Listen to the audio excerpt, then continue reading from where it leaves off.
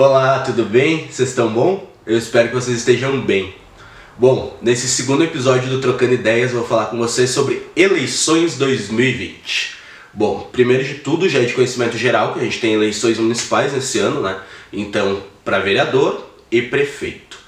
Dado isso, as eleições já eram para ter sido realizadas no dia 4 de outubro, mas a gente está vivendo nesse ano de pandemia e tudo que vem acontecendo, elas serão adiadas, então serão realizadas no dia 15 de novembro e caso haja segundo turno, no dia 29 de novembro, respectivas 2 semanas depois do primeiro turno. Feito. Dado isso, a gente tem algumas alterações, né, algumas medidas sanitárias. Primeiro, a utilização de máscara, né, e ter que passar álcool em gel na entrada e na saída. Segundo, o TSE, que é o Tribunal Superior Eleitoral, ele vetou o voto por biometria. Algo que, particularmente para mim, não muda absolutamente nada, né? Porque a gente vai ter que ir lá na urna e botar o dedinho igual. Então, se é por biometria ou não, de qualquer forma a gente vai ter que botar a mão ali, né? Agora a gente vai falar de coisas realmente interessantes, que são algumas novas regras eleitorais. Primeira delas, número 1, cláusula de barreira. A cláusula de barreira no ano de 2018 era de 1,5% dos votos válidos para você ter direito a tempo de televisão gratuito e rádio e o cobiçadíssimo fundo partidário. Nesse ano, a cláusula de barreira subiu para 3%. Mas aí você me pergunta, o que é cláusula de barreira, Rodrigo? Pois bem, vou te responder. A cláusula de barreira, esses 3% dos votos válidos, ela tem como objetivo filtrar um pouco do financiamento partidário, o cobiçadíssimo financiamento partidário para os partidos, bem como também diminuir um pouco dos partidos que vão ter tempo de TV e rádio gratuito. Tá, mas então isso não está sendo democrático? Não, muito pelo contrário. A cláusula de barreira vem como uma ferramenta de fiscalizar se realmente os partidos estão trabalhando de forma séria. E ela é aplicada da seguinte forma. O que são esses 3% dos votos válidos?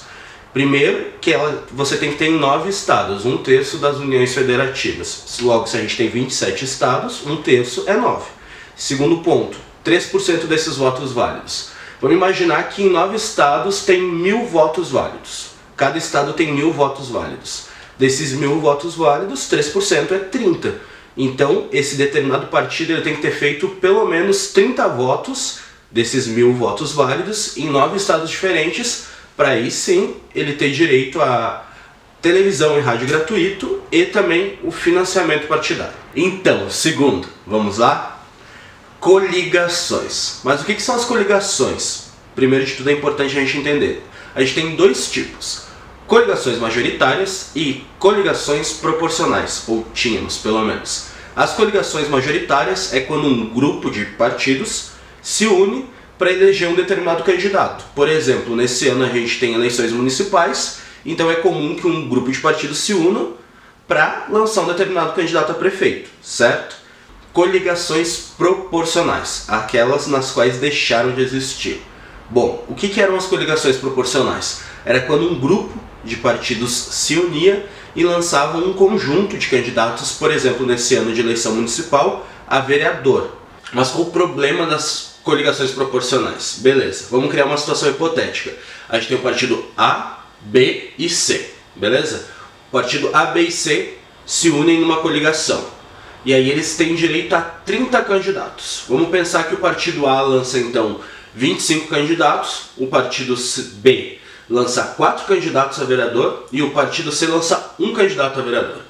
E aí, dentro desse nosso cenário hipotético, o candidato do partido C, ele é o cara mais votado da cidade, o que eles chamam de puxador de voto. Ele é o cara mais votado da cidade, então ele faz um número de votos válidos muito acima do quociente eleitoral, com isso ele vai trazer outros candidatos com ele. Dentro dessa coligação, como ele é apenas um candidato do partido C, vamos pensar que ele traz 4 candidatos do partido A junto com ele.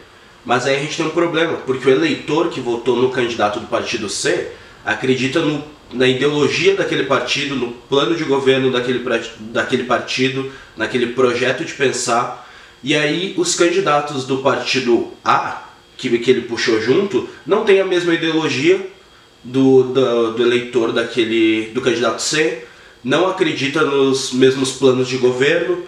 Um exemplo que a gente teve recentemente, a aliança majoritária e proporcional do PT e do PMDB, e depois o impeachment da ex-presidente Dilma.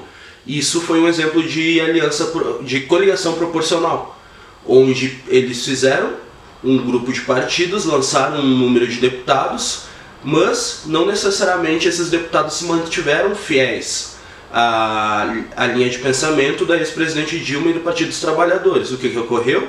Muitos deles, no processo de impeachment, acabaram votando a favor do impeachment da ex-presidente Dilma. Esse é um exemplo de coligação proporcional. Mas agora, com a extinção das coligações proporcionais, o que a gente tem de garantia, pelo menos para o eleitor? O que a gente tem de garantia para você? É que, pelo menos, se você votar num determinado candidato, mesmo que ele não se eleja, o quociente eleitoral vai estar indo para aquele partido, para aquela ideologia, para aquele plano de governo que você pensa que é o que condiz mais com a sua ideia de pensar política. Mas aí entra um outro aspecto, né? O que é o quociente eleitoral? Pois bem, o quociente eleitoral, vamos pensar assim, uma cidade tem 100 mil votos válidos, tá? E ela tem 20 cadeiras no legislativo, 20 vagas para vereador. Então você vai pegar esses 100 mil e dividir por 20. 100 mil dividido por 20 é 5 mil. Logo, o quociente eleitoral é 5 mil, beleza? Então vamos pensar naquele candidato lá do partido C, o que mais foi votado. Agora com o fim das coligações proporcionais, vamos pensar que o partido dele tem vários candidatos agora. São, sei lá, 10 candidatos do partido dele, legal? E aí ele fez 20 mil votos. Isso é bacana, porque daí com os 20 mil votos dele, significa que ele fez 4 vezes o quociente eleitoral, porque 4 vezes 5 mil é 20 mil votos, então ele fez 4 vezes o quociente eleitoral, o que significa que o partido dele vai poder ocupar até 4 cadeiras dentro do legislativo. Então, para aquele eleitor que vota naquele candidato, mesmo que ele não se eleja, se o partido dele pelo menos atingiu o quociente eleitoral, o cara atingindo ou não o número de votos necessários para ser eleito, ele vai estar contribuindo para o partido dele, para o partido que ele acredita numa determinada ideologia. Eu acho que isso é bacana e é um avanço. Bom, próximo. Número 3. Pensa comigo, o número de candidatos também mudou. Antes, uma coligação proporcional, você poderia lançar até 200% do número de vagas ofertadas no município. Então vamos pensar, nosso município hipotético tem 20 vagas ofertadas, então 200%, uma coligação, poderia lançar até 40 candidatos, ou seja, 200%. Hoje, com a mudança, só pode lançar até 150% do número referente de vagas. Por quê? Porque as vagas estão individualizadas agora dentro dos partidos. Não tem mais aquela coligação proporcional. Então vamos pensar, se for então agora 20 vagas disponíveis, 150% de 20 vagas é quanto? 30 vagas disponíveis. Diminui 10, em teoria. Mas, se a gente for observar, agora não tendo coligações, significa que cada partido vai poder lançar mais candidatos, então mais chances de proporcionar ao eleitor uma forma democrática de escolher os seus representantes. Número 4. Quociente eleitoral e sobras. Cara, isso é muito legal, essa alteração, essa nova regra eleitoral. Pensa comigo, agora a gente já sabe o que é quociente eleitoral, né? 100 mil votos válidos, 20 cadeiras, divide 100 mil por 20, 5 mil é o quociente eleitoral para obter uma cadeira dentro do poder legislativo, beleza? Agora vamos pensar numa outra situação hipotética para falar de quociente eleitoral e as sobras. Vamos pensar que uma cidade tem 8 cadeiras para a Câmara Municipal dessa cidade. E aí dessas 8 cadeiras o partido A fez 3.200 votos, o partido B fez 857 votos e o partido C fez 453 votos. E o quociente eleitoral é 500 votos. Logo, o partido C não atingiu o quociente eleitoral, porque ele fez 453 votos, beleza? Então agora a gente vai pegar o partido A. Se ele fez 3.200 votos, 6 vezes 500, 3.000. Logo, vão ter direito a 6 cadeiras das 8 dentro do Poder Legislativo, dentro da Câmara Municipal. O partido B fez 857. 857 menos 500, ainda sobram 357 votos, e eles têm direito a uma cadeira no Legislativo, beleza? Então nessa primeira rodada o que aconteceu? O partido A ocupou 6 cadeiras dentro do Poder Legislativo, que ele tinha 3.200 votos, então com a sobra de 200 votos, o partido B ocupou uma cadeira no Legislativo e sobrou 357 votos, e o partido C nessa primeira rodada não ficou com nenhuma cadeira porque ele não atingiu o quociente eleitoral, do que era o quê? Os 500 votos, beleza? Até aí eu acho que está sendo legal para entender. Partindo desse pressuposto, agora o que são as sobras? Agora o partido A tem de sobra 200, o partido B 357, é isso, né, que eu falei para vocês? 357, e o partido C tem 453 votos. Então, ele tendo mais votos do que o partido A e B, ele vai ficar com a sobra, ou seja, ele vai ficar com a 8ª cadeira no Legislativo. Isso é uma medida muito massa, porque daí é uma forma de democratizar, porque muitas vezes a gente ficava se questionando, mas eu votei no João, e o João teve mais voto que o Pedro, mas o João não se elegeu e o Pedro se elegeu. Isso era por conta do quociente eleitoral, beleza? Mas agora com esse sistema também das sobras é bacana, porque se teu candidato, independentemente de ter atingido o quociente eleitoral ou não, ele foi bem votado, raramente ele vai ficar fora de ocupar uma vaga no Poder Legislativo, porque ele vai acabar entrando nessas sobras, beleza? Número 5. Cláusula de barreira individual ou quociente eleitoral mínimo. Bom, a gente já viu o que era a cláusula de barreira para os partidos, agora a gente tem a cláusula de barreira individual, que é o quê? O candidato tem que atingir pelo menos 10% do quociente para poder ocupar uma vaga na Câmara de Vereadores, pensando nas eleições municipais desse ano. Por que disso? E a importância disso? Vamos pensar primeiro, o quociente eleitoral é 500, ele tem que atingir no mínimo 10%, 50 votos. Por quê? Porque daí ele tem um candidato lá aquele cara lá, o puxador de votos, o que fez um montão de votos, ele pega e traz com ele mais 4 caras do partido dele, beleza? Mas aí esse cara não fez nem 10% do quociente eleitoral. Isso acaba sendo injusto com os outros caras que, de alguma forma, ou poderiam ficar com a sobra, ou também de outros partidos que levaram a sério a campanha.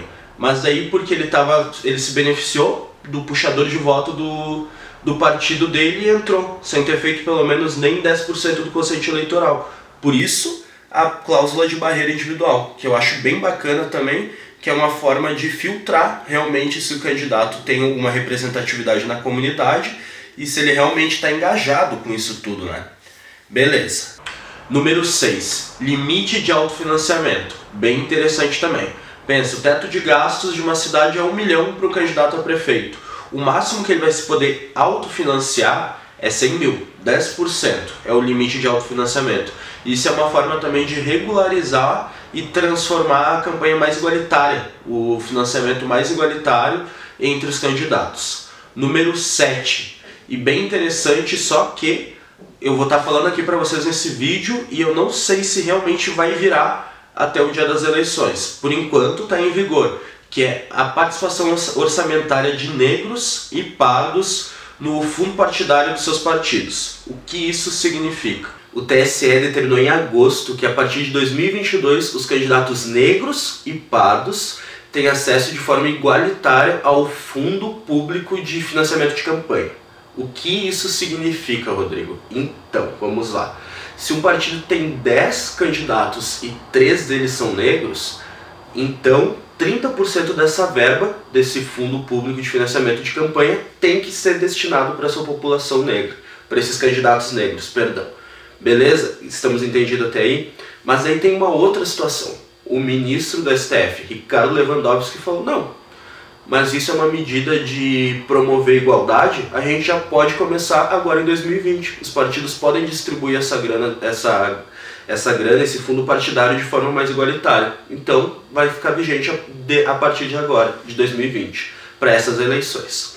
Para além disso, você fica com questionamento, tá, mas então é meio parecido com a situação das mulheres. Não, porque por lei, determinado por lei, se tu tem 10 candidatos, obrigatoriamente 3 deles têm que ser mulheres. 30% do teu coro, do teu montante de candidatos tem que ser mulheres, que é uma forma de promover a representatividade mesmo, né? A inserção das mulheres dentro do sistema político, beleza? Deu para entender essas diferenças? Então ia ser esse acesso, essa divisão de forma igual do fundo público era para ser para 2022, de acordo com o TSE, veio agora para 2020, e é diferente da lei vigente das mulheres. Por quê?